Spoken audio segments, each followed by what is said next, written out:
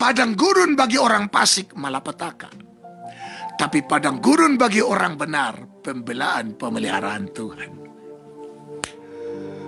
Menyenangkanmu, senangkanmu, hanya itu kerinduanku. Karena Tuhan tidak mau, bahkan berkatnya sekalipun lebih melekat di hati kita daripada Dia si pemberi berkat.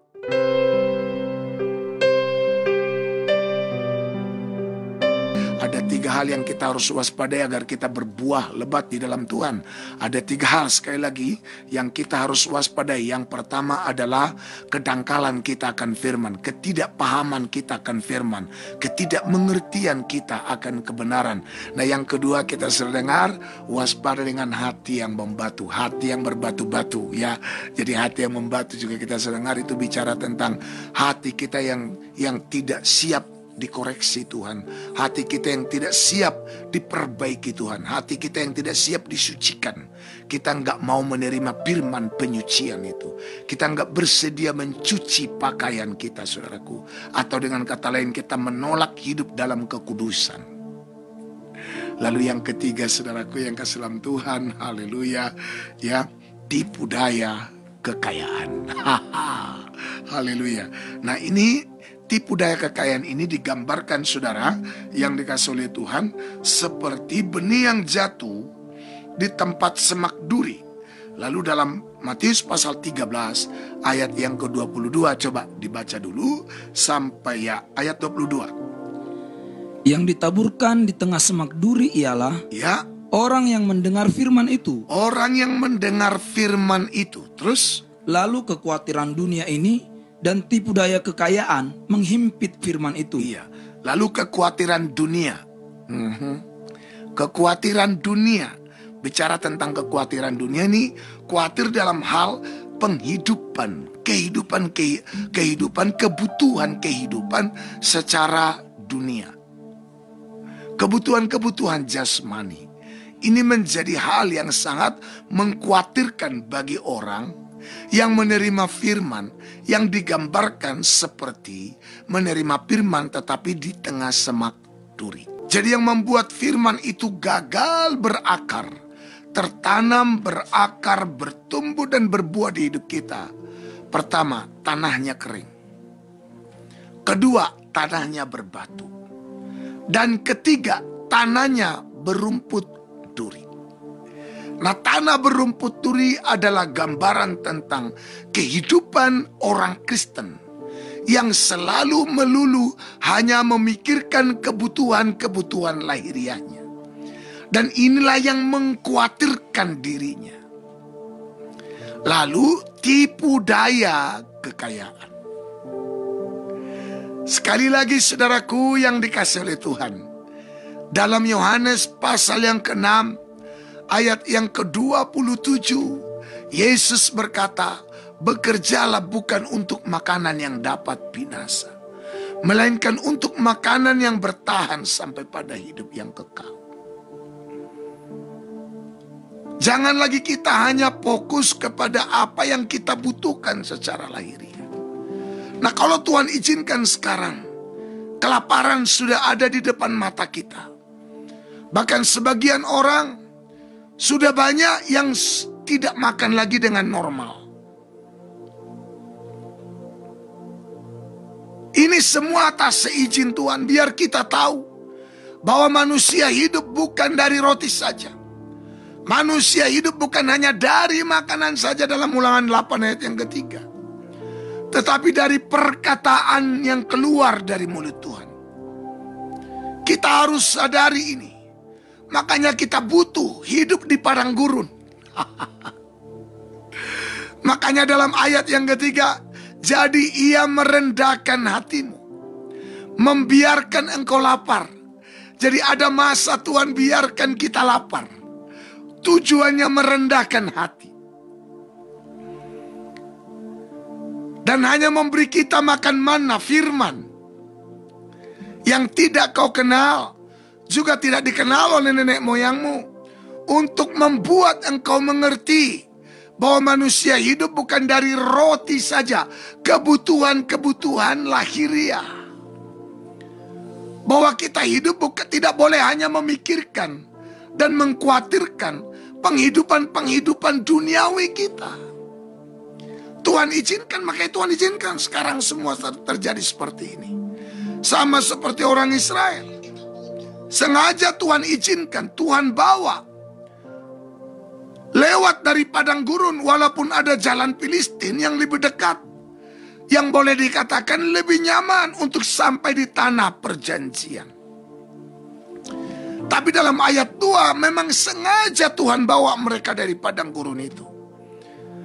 Coba kita lihat dalam ayat 2 sekali lagi. Masih di Ulangan pasal 8. Ya. Ingatlah kepada seluruh perjalanan yang kau lakukan atas kehendak Tuhan Allah. Jadi seluruh perjalanan yang kau lakukan atas kehendak Tuhan Allahmu. Jadi perjalanan Israel di padang gurun itu adalah kehendak Tuhan. Sama-sama katakan dengan saya. Persoalan dan pergumulan hidup itu adalah kehendak Tuhan. Haleluya. Jadi padang gurun itu bicara tentang persoalan hidup, cobaan hidup, tantangan hidup, tekanan hidup, rintangan hidup, kesulitan hidup. Itu padang gurun. Nah saudara, kenapa saya katakan bahwa padang gurun adalah gambaran daripada tantangan hidup, rintangan hidup, cobaan hidup, dan kesulitan hidup? Karena dalam ayat 15, coba kita lihat ke ayat 15. Dan yang memimpin engkau melalui padang gurun yang besar. Jadi padang gurun yang besar, terus? Dan dahsyat itu. Dan dahsyat itu, terus lagi. Dengan ular-ular yang ganas. Ya, jadi padang gurun itu, saudaraku, di dalamnya ada ular-ular yang ganas. Bukan ular-ular yang takut lihat kita, ini ular ganas, saudaraku, yang berbisa dan mematikan. Terus lagi. Serta kalajengkingnya. Iya, kalajengkingnya. Terus lagi. Dan tanahnya yang gersang. Tanahnya gersang. Udah ularnya ganas, ada kalajengkingnya, gersang pula tanahnya. Lah, tadi dalam ayat yang kedua, atas kehendak Tuhan, Tuhan membawa kita melewati jalan itu dan harus berjalan di sana. Ini Tuhan maunya apa sih? Apa Tuhan maunya kita sengsara ya? Apa Tuhan maunya kita sakit ya? Apa Tuhan maunya kita menderita ya? Bukan. Kalaupun Tuhan bawa kita dari jalan penderitaan, kalaupun Tuhan bawa kita dari jalan sengsara, kalaupun Tuhan bawa kita dari jalan pencobaan, dari jalan kekeringan, dari jalan kelaparan, dari melewati corona, haleluya, bukan karena Tuhan menginginkan kita supaya disengat corona, bukan. Bukan karena Tuhan menginginkan kita kelaparan, bukan. Tapi dalam ayat yang ketiga tadi, firman Tuhan katakan supaya kamu mengerti. Harusnya kelaparan yang ada di depan mata kita ini, harusnya persoalan yang ada sekarang, pandemi ini, membuat kita mengerti bahwa ternyata kenyataannya, faktanya, kita hidup bukan dari roti saja, kita hidup bukan dari uang, kita hidup bukan dari makan minum saja, tapi dari firman. Kita lebih butuh Tuhan daripada butuh uang. Tentu padang gurun kita dengan padang gurunnya Israel zaman dulu beda. Zaman dulu padang gurunnya di Timur Tengah. Ya zaman sekarang padang gurun kita corona. Mungkin saudara sakit, itu padang gurunmu. Tapi ingat baik-baik, Tuhan tetap tidak menghendaki engkau menderita di sana.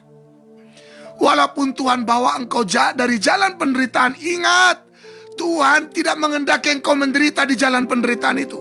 Lulu. Kalau memang Tuhan tidak kehendaki saya menderita di jalan penderitaan itu, kenapa dia harus bawa saya lewat sana? Lu tahu nggak? Kalau Tuhan bawa kita melewati jalan penderitaan, kalau Tuhan bawa kita melewati jalan sengsara, Kalau Tuhan bawa kita melewati jalan pencobaan, bukan karena Tuhan ingin kita dicobai dan jatuh dalam pencobaan, tidak. Tapi supaya kita melihat kebesaran Tuhan, supaya kita melihat pembelaan Tuhan, supaya kita melihat penyertaan Tuhan, supaya kita tergantung kepada Tuhan dan selalu berkata, aku tak dapat jalan sendiri tanpa Engkau yang memimpin aku. Kita berkata, Tuhan, peganglah tanganku. Hati kita terus melekat padanya. Itu sebabnya dalam Mazmur 91 dalam ayat yang ke-7 firman Tuhan berkata, sungguh walau 1000 orang rebah di sisimu dan 10.000 di sebelah kananmu, itu tidak akan menimpamu. Lalu dalam ayat yang ke-14, saudaraku yang kasih dalam Tuhan, firman Tuhan katakan apa dalam Mazmur pasal 91? Sungguh hatinya melekat kepadaku. Hatinya melekat kepadaku, maka aku akan meluputkannya. Aku akan membentenginya, sebab ia mengenal namaku. Mau dibentengi Tuhan? Mau diluputkan Tuhan? Lekatkan hatiku, melekat dengan hatimu. Tetapkan langkahku sejalan dengan firman-Mu. Sejalan dengan firman-Mu. Tepatkan semua yang kubuat seperti yang Bapa mau. Datanglah kerajaan-Mu, jadilah kehendak-Mu di bumi seperti di surga. Keren ya. Jadi melekat. Jadi selama di padang gurun ini, selama dalam masalah, selama dalam cobaan, selama dalam tekanan, selama dalam pergumulan, apa sih yang Tuhan inginkan dari kita? Hati yang melekat. Ini yang Tuhan cari dari saudara dan saya. Bukan hartamu, bukan uangmu, tapi hatimu. Sama-sama katakan dengan saya.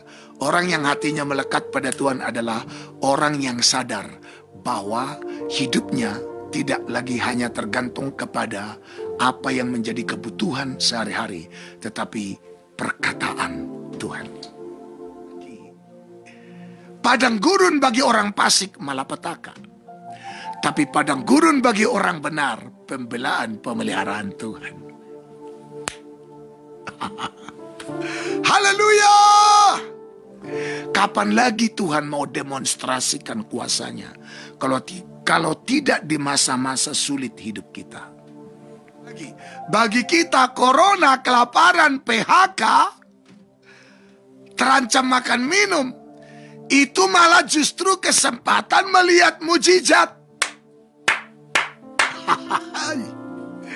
Haleluya! Saya berdoa biar di tengah-tengah kesulitan hidup sekarang ini, saudara melihat kesempatan buatmu untuk melihat mujizat Tuhan. Asal hati kita melekat. Nah, bagaimana hati kita melekat?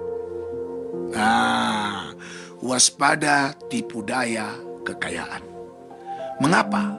Mengapa rumput duri yang disebut gambaran daripada tipu daya kekayaan mampu membunuh benih firman dari hidup kita? Injil Matius pasal 6 ayat yang ke-20. Coba dibaca dulu. Ya. Tetapi kumpulkanlah bagimu harta di sorga. Kumpulkanlah bagimu harta di sorga. Terus? Di sorga ngengat dan karat tidak merusakkannya. Di sorga ngengat dan karat tidak merusakkannya. Terus? Dan pencuri tidak membongkar serta mencurinya. Ya, ayat 21. Karena di mana hartamu Di berada, mana hartamu berada, terus? di situ juga hatimu berada. Yes. Tadi melekat dengan Tuhan. Itu yang Tuhan luputkan. Sehingga di masa padang gurun, di masa kesulitan, di masa persoalan yang begitu luar biasa, justru kita melihat pembelaan pemeliharaan Tuhan. Justru kita melihat pertolongan Tuhan. Justru kita melihat makin nyata mujizat Tuhan. Sehingga kita berkata, mujizat itu nyata. Tapi kalau hati melekat adalah hati hidup yang bebas dari rumput duri. Yang tidak lagi terjebak dengan tipu daya kekayaan. Sebab hartanya sekarang dia kumpulkan di sorga. Hartanya ada di sorga. Sehingga hatinya hanya tertuju dan melekat kepada Tuhan. Karena di mana hartamu berada, di situ pula lah hatimu berada. Lihat saya semua. Harta dan hati. Atau hati dan harta. Itu dua hal yang tak terpisahkan. Itu ibarat sendok dan garpu. Itu ibarat mobil dan bensin, saudara. Itu ibarat laki-laki dan perempuan, itu tak terpisahkan, sudah. Gak bisa terpisahkan. Sudah gak bisa bilang, oh gak apa-apa kok, walaupun aku kumpulkan harta di bumi, tetap hatiku ke Tuhan, omong kosong. Makanya ada ayat lain lagi, saudaraku. Jika harta bertambah, jaga hatimu, supaya jangan melekat. Bukan gak boleh punya harta. Bukan gak boleh jadi orang yang diberkati, jadi orang kaya. Saya berdoa biar kita semua jadi orang kaya. Tapi bukan orang kaya yang mengumpulkan harta bagi dirinya sendiri. Tetapi orang kaya yang mampu jadi berkat bagi banyak orang. Kan Tuhan sudah katakan kepada Abraham, aku akan memberkati engkau supaya engkau jadi berkat. Jadi dalam Mazmur 62 ayat 11, jangan percaya kepada pemerasan. Janganlah menaruh harap yang sia-sia kepada perampasan. Apabila harta bertambah, janganlah hatimu melekat kepadanya. Apabila harta bertambah, jangan hatimu melekat. Jadi bukan gak boleh punya harta, tapi jangan sampai hati kita melekat. Makanya harus melekat sama Tuhan. Makanya waspada, makanya selalu saya katakan orang pelit gak ada tempatnya di sorga. Orang kikir gak ada tempatnya di sorga. Orang yang tidak mau berbagi gak ada tempatnya di sorga. Kenapa? Kenapa? Karena hatimu gak ada sama Tuhan. Bagaimana? Bagaimana engkau mau ke sorga? Hatimu gak tertarik ke sorga. Karena di mana hartamu berada, di situ pula lah hatimu. Bagaimana engkau mau melekat pada Tuhan kalau engkau masih terjebak dengan tipu daya kekayaan?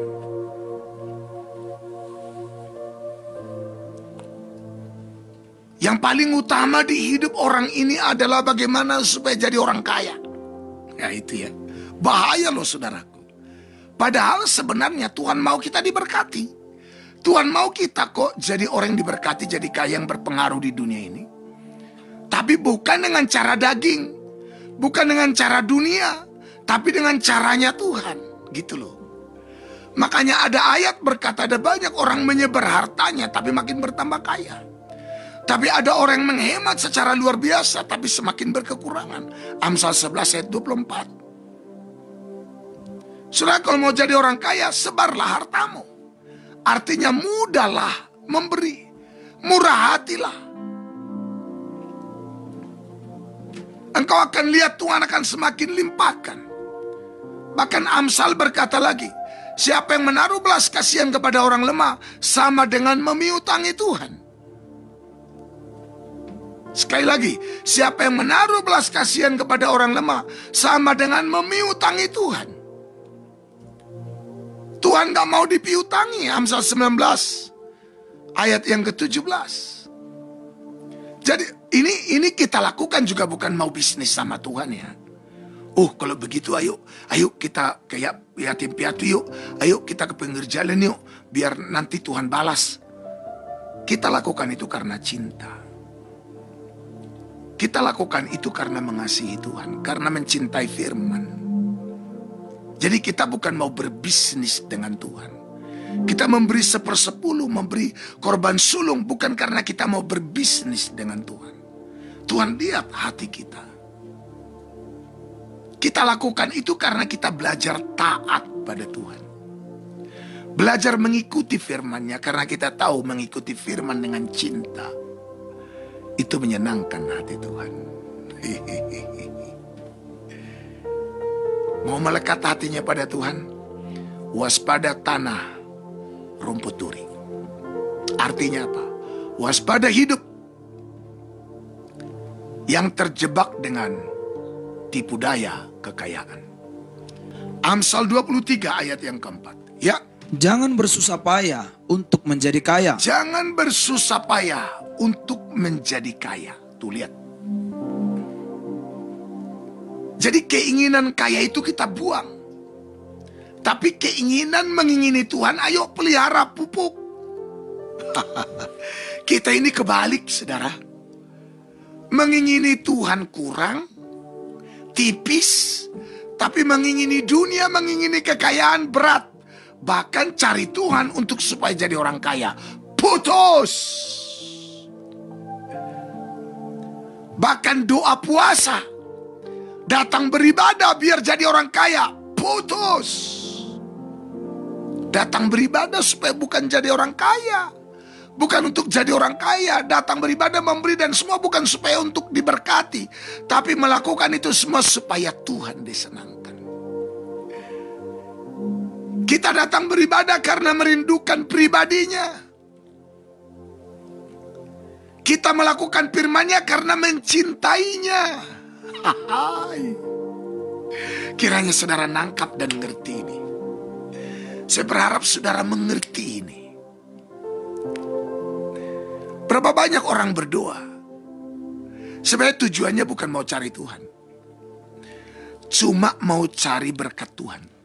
Harusnya kalau kita berdoa bukan supaya aku diberkati, tapi supaya aku menyenangkan Tuhan. Aku beribadah bukan supaya usahaku Tuhan lipat gandakan penghasilannya, penghasilanku Tuhan lipat gandakan. Tapi aku beribadah untuk ketemu Tuhan dan bergaul dan menikmati dirinya. Aku beribadah untuk ketemu Tuhan, untuk hidup bersamanya, dan untuk tahu apa yang Dia mau, supaya aku melakukan apa yang Dia mau, dan lewat hidupku hatinya disenangkan. Karena aku ini ada karena Tuhan, dan aku ini buatan Tuhan.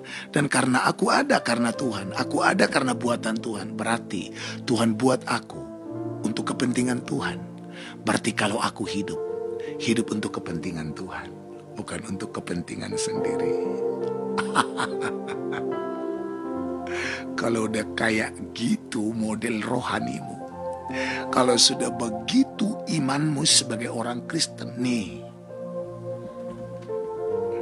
di perut ikan pun kau bisa hidup, di dasar laut pun kau bisa hidup, di padang gurun pun kau akan aman, di landa air bah pun kau akan tetap selamat.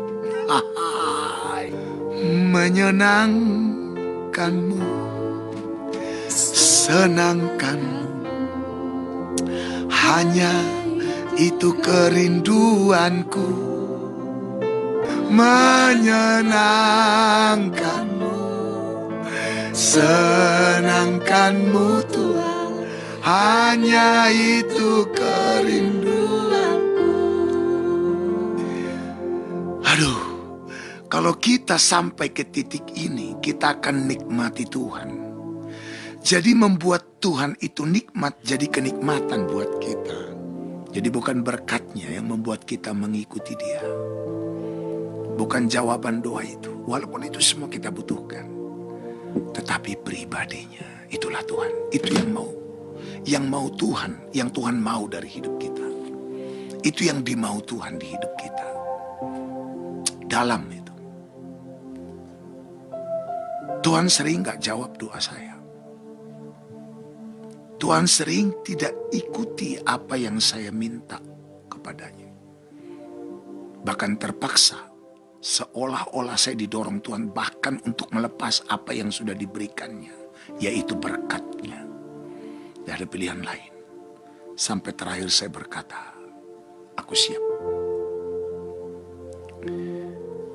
Karena Tuhan tidak mau, bahkan berkatnya sekalipun lebih melekat di hati kita daripada Dia si pemberi berkat. Saya tidak katakan saya sudah lolos, Tuhanlah yang menilai. Lebih dari segalanya,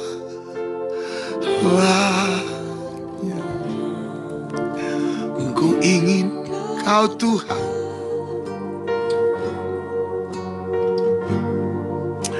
emas, perak, dan permata